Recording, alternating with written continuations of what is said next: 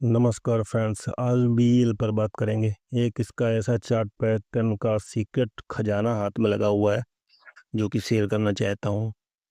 उसको प्रयोग करें और प्रॉफिट कमाएं। फिर उसके बाद बताएं कि ये सही है या नहीं। सबसे पहले हमको क्या करना है, मूविंग एवरेज 30 का लगाना है। किस पे लगाएंगे? 4 आवर का चार्ट फ्रेम। 4 आवर का चार्ट फ्रेम वो था। अभी देखिए ये लाइन कहाँ टच कर रही है, 1 2 3 4। ये 4 बार यहाँ टच कर चुकी है। फिर से देखिए रीटेस्ट यहाँ पे 5। और उसके बाद देखते रहिएगा कितना अच्छा सपोर्ट करता है ये 30 मूविंग। अब यहाँ देखो 30 में डाउन हो गया, उसको हमको नहीं टच करना है, सेल कर देना है। जैसे डाउन यहाँ पे नीचे चला गया, यहाँ पे जैसे टच किया आपकी तरफ हमको बाई करना है। यहाँ सेल, यहाँ डाउन गया तो सेल कर देना है। इस तरीके से हमको इसको ट्रेड करना है।